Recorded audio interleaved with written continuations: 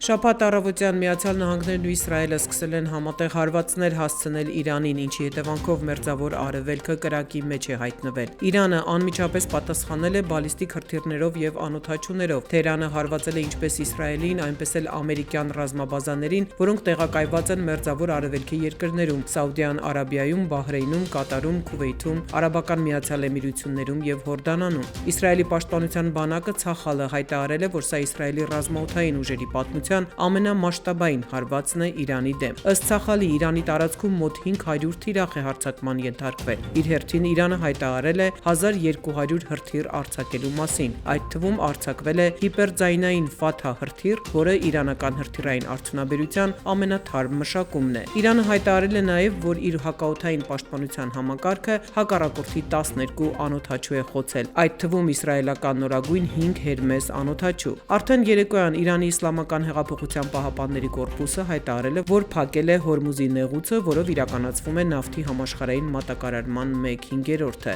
Առավոտից սկսված ամերիկա-իսրայելական համատեղ հարձակման ժամանակ պայթյուններ են հնչել մայրաքաղաք Թեհրանում, Լուրեստան նահանգում, Քերմանշահ, Թավրիզ, Սպահան եւ Քերեջ քաղաքներում։ Հարավային Մինաբ քաղաքի աղջիկների դպրոցի հրթիռակոծման հետևանքով վերջին տվյալով 85 մարդ է զոհվել։ Լամարտ քաղաքի մարզադահլիճի հրթիռակոծման հետևանքով 15 մարդ։ Իրանի Կարմիր մահիկը երեկոյան հայտարարել է, որ Իրանի վրա հարձակումների հետևանքով զոհվել է առնվազն 201 մարդ, եւս 747-ը վիրավորվել են։ Թեհրանը հայտնել է, որ ամերիկյան ռազմաբազաներին հասցրած հարվածների հետևանքով 200 զինծառայող է զոհվել։ Ամերիկյան ռազմաբազաներին ուղղված հարվածներից վնասվել են նաեւ բնակելի տարածքներ։ Դուբայի Փալ Ջումեյրայում գտնվող 5 աստղանի հյուրանոցում 4 մարդ է վիրավորվել։ Տարածված կադրերում երևում է ինչպես է այրվում Դուբայ Հիլզը։ Տուժածներ կան նաեւ Քուվեյթի օդանավակայանում։ Համացանցում կադրեր են տարածվել Կատարի մայրաքաղաք Դոհայի արվարձանից, որտեղ մարդիկ փախչում են իրանական հրթիռի հարվածից հետո։ Բահրեյնում էլ մի քանի բնակելի շենք է տուժել։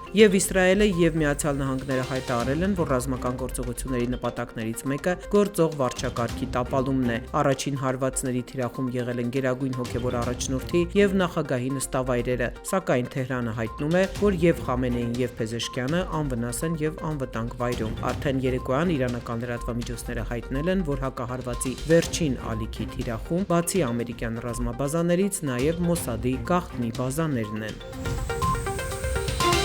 Իրանի դեմ պատերազմի պատճառով տարածաշրջանի երկրները փակել են իրենց օդային տարածքները, այդ երկրներից դեպի Երևան եւ հակառակ ուղղությամբ բազմաթիվ չվերթներ հետաձգվել են։ Տուրիստական գործակալություններից Նյուզեեմին հայտնել են, որ Հայաստանի բազմաթիվ քաղաքացիներ այս պահին հանգստանում են Դուբայում եւ Աբու Դաբիում։ Նրանց մի մասը արդեն այսօր պետք է վերադառնար Հայաստան։ Նրանք մնացել են օդանավակայաններում։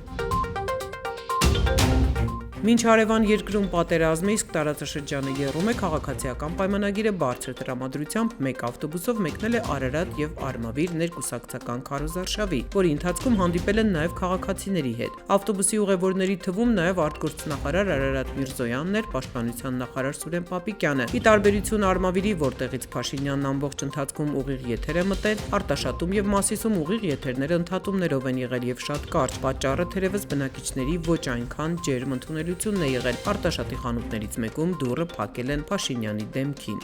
Բարև։ Դուրս։ Չէ։ Բարև։ Ավտոբուսից Փաշինյանը նույնպես պարբերաբար եթեր է մտել, ցույց է տվել ինչպես են ՔՊԱ-ականներով կատակներ անում եւ կարկանդակ ուտում։ Հանրապետությունում առաջիկա օրերին կշարունակվեն տեղումները ձյան կամ անձրևի տեսքով։ Երևանում նույնպես տեղումներ են սպասվում, օդի ջերմաստիճանը կշարունակի նվազել եւս 6-ից 8 աստիճանով։